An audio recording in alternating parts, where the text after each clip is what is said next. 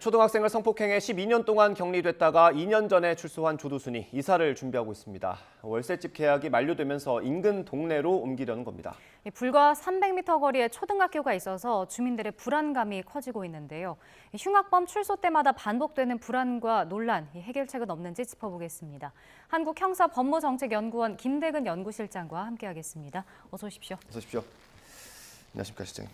조두순이 2020년 12월에 출소했죠. 그때부터 안산 와동에 살았고요. 근데 이게 2년이 지나면서 계약이 만료가 된 겁니다. 네. 지금 집주인이 이제 재계약을 안 하겠다는 입장이고, 그래서 선부동에 다가구 주택을 계약을 했다고 합니다. 이게 출소 때와 같은 논란이 지금 2년 만에 다시 재현되는 모습인데, 일단 이번 현상을 좀 어떻게 보고 계시는지. 일단 출소 이후에 사람에 대해서는 시민으로서의 자유를 존중해야 될 거고, 기본적으로 계약 자유 원칙이라는 것도 있지만 어떤 그런 상황들은 누구도 예측할 수 없는, 더구나 개인의 내심의 영역이라서 우리가 섣불리 판단할 수 없는 영역이 아닐까 생각합니다. 네, 일단은 안산시도 지금 조치를 취하긴 했습니다.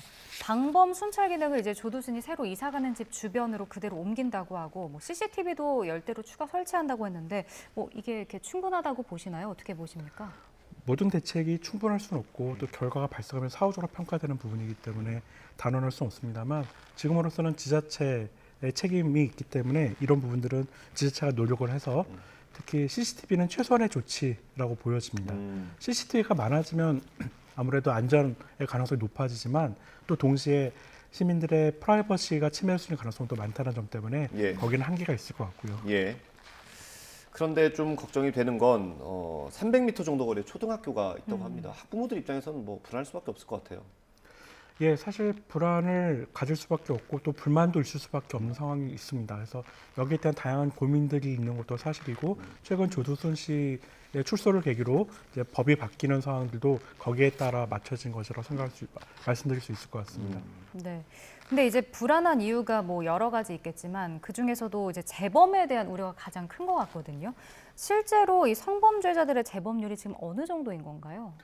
사실 성범죄는 다른 범죄에 비해서 재범률이 정말 높은 범죄이기 때문에 범죄라는 측면뿐만 아니라 질병이라는 측면에서 이른바 치료 감호라든지 성충동 약물 치료 같은 다양한 형태의 제재가 있는 것도 사실입니다.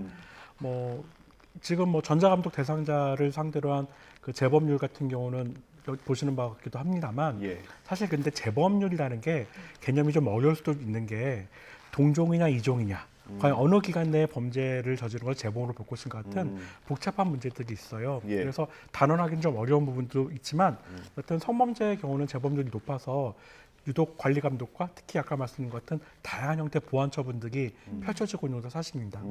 취업 제한 같은 것도 이미 성범죄자들의 경우 있잖아요. 네, 그런 걸 감안해 보시면 될 것 같습니다. 그 안산 지역에서는 이 조두순이랑 계약을 하지 않으려고 부동산들끼리 아내 이름을 공유했다고 할 정도입니다. 그 정도로 이제 조두순이랑 계약을 하기 싫었다는 얘기인데, 이게 월세 계약 보통 2년 하니까 또 앞으로 2년 지나면 또 같은 일이 발생할 거 아닙니까? 아무래도 불가피한 부분이 있고, 그렇다고 그 계약 자유를 국가가 강제할 수는 없는 노릇일 테고, 무엇보다도 사실 이제 이전함과 관련해서는 거주 이전의 자유를 제한하는 측면도 있기 때문에 그 국가가 개입하거나 뭔가 조치 취하는 한계가 있는 것도 사실입니다. 다만 미국의 경우는 이제 매간법이라는 걸 통해서 그 부동산 임대 계약에서 성범죄에 대한 정보를 담을 수 있는 그런 사이트를 운영하는 경우도 있는데요. 이런 부분들은 우리나라 같은 대륙법계 국가에서는 좀 더 신중하게 접근해야 된다라고도 생각을 할 수 있습니다. 근데 이게 이사를 갈 때마다 어쨌든 안전 조치들이 방범 조치들이 계속 따라가야 될 거 아닙니까? 그러면 기초 지자체의 어떤 행정력이 좀 낭비되는 것처럼 보일 수도 있을 것 같고요. 그래서 국가의 책임과 의무라는 건 그런 게 아닐까 싶고요. 그 시민의 자유와 안전이라는 그 경계를 잘 만들어주는 게 국가, 특히 지자체의 의무일 텐데요.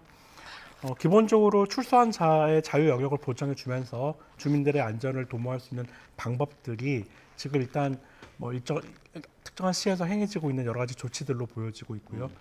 또 그런 논란은 그래서 계속될 수밖에 없는 부분이 있습니다. 마치 우리 사회에서 범죄가 끊이지 않을 수밖에 없는 것처럼 같은 운명이라고 할 수 있겠죠. 근데 이게 이제 조두순 문제뿐만은 아닌 게, 김근식은 이제 재수감됐지만 이제 그 전에 의정부 시장이 직접 나서서 반대를 하기도 했었고요. 박병화 집 주변에서는 이제 오늘도 집회가 열리고 있고 정부 차원의 사실 대책도 필요해 보이거든요. 이게 재범 예방 대책이 지금 마련돼 있는 게 있나요? 그 현재 뭐 다양한 논의들이 마련돼 있고 조두순 씨 출소를 계기로 1대1 전담 제도 같은 것들이 만들어진 바 이른바 조두순법이라는 것들이 개정돼서 만들어지기도 했고요. 최근에 의원 발의로는 보호관찰법에서 예. 어린이 활동 구역 내에서는 일정한 범죄자들의 그 주거를 제한하는 그런 논의들이 있는 것도 사실입니다. 예. 네. 사실 비슷한 입법이 이미 미국에도 있는데 뭐 제시카법이라고 그래서 2005년에 아동 성범죄자에게 살해당한 그 소녀를 보호하기 위한 그런 조치들이 마련돼 있고 우리나라에 최근 발의된 법안도 그런 노력의 일환으로 따르는 부분도 있고요. 그 뭐 이미 1900년대 후반에는 매간법이라고 그래서 역시 주변에 성범죄자가 거주하는 거를 막기 위한 커뮤니티의 노력을 담은 이제 그런 법이 만들어진 바도 있는데요. 사실 아까도 말씀드렸지만 그 형벌을 다한 사람에 대해서 사회가 이제 격리라든지 조치를 취하는 부분들은 다소 신중한 부분들이 있기 때문에 거기에는 뭐 많은 우려들이 따르는 것도 사실이지만 현재 지금 진행 중인 주민들의 불안이나 불만들을 해소할 수 있는 노력들이 사실 조화롭게 만들어져야 될 것 같습니다. 예.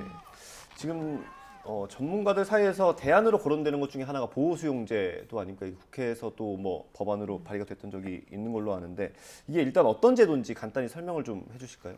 그 이미 유죄 확정 판결을 받고 책임을 다한 사람이 출소 이후에 특정 범죄를 저지른 사람에 대해서 이제 그 사회로부터 격리를 취하는 자유박탈적인 보호한 처분을 할 수 있는데요. 우리나라도 이미 있었습니다. 그 사회안전법상의 보안감호라든지 예. 사회보호법상의 보호감호라는 이름으로 비슷한 조치가 취해졌는데 이들 제도들이 자신이 마친 형기보다 더 오랜 시간 동안 뭐 총송이라든지 이런 데서 격리돼 있었던 문제 때문에 헌법재판소에서 위헌 결정을 받았었고요. 또 민주주의가 진척됨에 따라서 우리 입법자들의 노력으로 폐지되기도 했었습니다. 예. 그 이수정 교수님께서 한번 설명을 해주신 적이 있는데 좀 덧붙여 보면 어떤 또 다른 시설에서 교도소가 아닌 또 다른 시설에서 이제 출퇴근을 하는 거죠. 거기서 정해진 곳에서 자고 정해진 일을 하고 뭐 그런 거게 맞는 거죠. 기본적으로 예 맞습니다. 그 기본적으로는 이제 독일의 경우도 위헌 결정을 난 이유가 징역과 똑같은 형태의 보호수용이라면 징역을 2번 받는 꼴이기 때문에 위헌적이다라고 말한 바가 있어서 달라진다라면 의미가 다를 수 있겠는데 그러려면 지금 현실적으로 많은 국민들이 그 수용자들 또는 재수자들이 환경이 개선되는 거에 대해서 뭐 원룸이나 군대보다 더 나은 거에 대해서 예를 들면 약간 삐딱한 시선으로 볼 수 있는 부분도 있을 거예요. 근데 그런 다른 시설이 과연 가능할지 예산과 인적 자원이 투입되는 문제도 고려를 해봐야 되고 무엇보다도 그 과정 속에서 범죄는 불가피하게 발생할 수밖에 없는 측면도 있는데요. 이럴 때 다시 또 누구에게 책임을 물어야 되는 상황이 생기지 않을까 싶습니다. 그리고 이미 우리나라는 2012년에 형법 개정을 통해서 징역형을 굉장히 늘려놨어요. 그러니까 이런 보호 수용을 염두에 두고 이미 사회로부터 충분한 격리를 염두에 둔 그 형의 장기화가 있었기 때문에 굳이 보호 수용이 필요한지도 의문이 들고요. 그 어떤 그 보호수용 제도를 주장하시는 분들은 어떤 연착륙 개념을 좀 말씀하시는 것 같은데 그거에 대해서 어떻게 생각하세요? 글쎄요, 과거에 또 우리 그 아까 말씀드린 것던 다양한 형태 보호 수용 제도, 뭐 보호한 감호나 보호 감호가 있었지만 과연 그런 것들 효과가 있었는지를 다시 한번 여쭤보고 싶고요. 사회로부터 격리가 오래된다고 해서 그 사람이 뭐 개선되거나 범죄가 없어질 걸 생각하지 않고 오히려 사실은 사회로부터 점점 격리될수록 고립될수록 궁지에 몰린 사람들이 범죄를 저질 수 있는 가능성이 더 크지 않을까를 생각할 필요도 있고요. 범죄자가 생기면 언제나 격리하고 끝날 일은 또 아니잖아요. 우리 사회가 수용하고 같이 살아가는 방법들을 고민해야 되는데 무조건적인 격리를 대안으로 삼는 것은 또 신중할 필요가 있다고 생각합니다. 네. 그럼 만약에 이 보호수용제도라는 게 그 만약에 재범 가능성이 좀 사라진다고 판단이 되면 다시 사회로 좀 복귀를 시켜주는 건가요? 기본적으로 뭐 그런 것을 염두에 두고 만들어야 되는데 사실 과거에 의해서 보여지는 것처럼 보호수용, 예컨대 뭐 보안검이나 보호감 같은 경우도 이미 정해진 형 안에서 형은 아니지만 정해진 기간 안에서 장기 구금된 세례가 있어서 중간중간에 계속적으로 위험성 평가를 할 수 있다라면 또 위헌성이 줄어들 수 있는 여지는 있다고 보여지는데요. 다만 그 재범의 위험성을 평가하는 것 자체가 여러 가지 어려움과 한계가 있고 또 아직 뭐 외국도 마찬가지겠지만 우리나라는 더욱더 이것을 평가할 만한 정확한 진단 도구가 있는지에 대해서 의문이 있기 때문에 함부로 평가를 하고 함부로 격리하는 이들은 또 신중할 필요도 있겠죠. 그럼 실장님께서 보시기에는 이 재범을 예측한다는 그런 과학적인 근거가 그렇게 충분하지 않다라고 보시는 건가요? 일단 재범의 위험성이라는 개념 자체가 말씀드린 것처럼 뭐 같은 범죄냐 다른 범죄를 저지르는 거냐에 대한 개념, 어느 기간 안에 범죄를 저지르는 것에 대한 개념, 그 처분의 형태가 어떤 것이어야 되는지에 대해서 굉장히 다를 수가 있어요. 포괄적인 개념인데 재범 위험성에 대해서 정확하게 평가할 만한 도구가 사실상 없어요. 저는 TV에서 재범 위험성이 100%다와 같은 발언들은 사실은 정말 근거 없는 발언이라고 생각하거든요. 물론 경험적으로 위험성이 높은 사람이 있을 수 있고 예. 또 실제로 그 재범을 저지른 사람도 있기도 합니다만 예.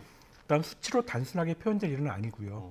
또 그걸 통해서 인신을 분석할 만큼 그 수치가 객관적이고 정확하다라고 단언할 수도 없는 상황이라고 생각합니다. 지금 우리 당국이 사용하는 그 시스템이 있지 않습니까? 제가 이름이 정확히 기억 안 나는데 그런 제도가 있다고는 들었는데 뭐 위험성 진단이나 위험성 평가 분류 심사 체계 같은 거 분명히 있죠. 근데 그런 것들은 충분히 자의적인 여지도 분명히 있고요. 엄격하게 개량화돼 있다고 말하기도 좀 어려운 부분이 있어요. 하지만 이제 연구자들이나 실무자들이 그런 노력을 통해서 좀 더 과학적이고 객관적인 진단 도구들을 만들어 가려고 하고 있습니다. 그러면 이 거주지 제한하는 방법은 어떤가요? 뭐 미국에서도 이런 건 지금 이미 시행을 하고 있지 않습니까? 네, 미국의 아까 말씀드린 제시카법이라고 불리우는 일부 법들은 미국의 50개 주잖아요. 근데 30개 주 정도에서 행해지고 있습니다. 그런데 그게 이제 어느 정도 효과성을 지니느냐에 대해서는 아직 검증이 되지는 않았을 것 같고요. 또 거주지를 제한하는 방식들이 아까 말씀드린 것처럼 기본적으로는 그 당사자의 거주 이전의 자유를 제한하는 측면이 있고 네. 일단 형기를 다 마친 사람은 책임을 다한 것인데 그 위험성이 어떤지는 모르겠으나 위험성이 있다는 판단만으로 제한하는 것은 아까 말씀드린 기본권 침해 우려가 분명히 있고 더 나아가서 그렇게 점점 그 사람들 그 출석 이후의 사람들을 사회로부터 고립시키고 어느 지역으로 몰아가 버리게 되면 퇴로가 막힌 사람들이 선택할 수 있는 방안들이 얼마나 될지 또 그것이 사실 범죄로 나아갈 수 있는 가능성은 없는지에 대해서 고민을 해봐야 되거든요. 그렇다고 이거를 저희가 주민들의 불안을 그대로 방치하거나 혹은 이걸 그냥 지자체의 책임으로 그냥 놔둘 수는 없는 노릇 아닙니까? 방치하자는 얘기도 아니고 지자체의 책임을 놔둔다는 얘기는 지자체가 그에 해당하는 응당의 어떤 책임을 져야 되는데 일단은 불가피하게 CCTV를 뭐 설치하는 부분도 필요할 것 같고 또 보호관찰관들을 더 많이 배치를 하거나 감시 시스템을 두는 것도 필요할 것 같아요. 그 범죄자와 이른바 가해자 또는 이제 피해자를 감시하는 체계가 네. 범죄자를 감시하는 체계는 형벌과 다른 형태의 것이기 때문에 신중한 부분들이 있고 오히려 피해자를 보호하는 방식으로 뭐 이미 경찰 등에서 취해지고 있는 뭐 위치 추적 장치라든지 또 피해자 집 주변에 CCTV 등을 설치해서 안전을 확보하는 노력들 이런 것들 특히 이번에 그 스토킹 범죄를 통해서 많이 논의되고 있지 않습니까?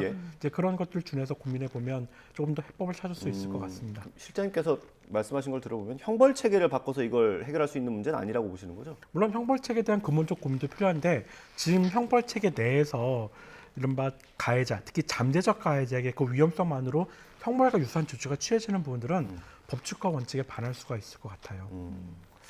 알겠습니다. 저희가 뭐 이게 간단한 문제가 아니라서 앞으로 고민이 많이 필요하겠죠. 알겠습니다. 오늘 말씀 여기까지 듣도록 하겠습니다. 김대근 연구실장이었습니다. 감사합니다. 고맙습니다.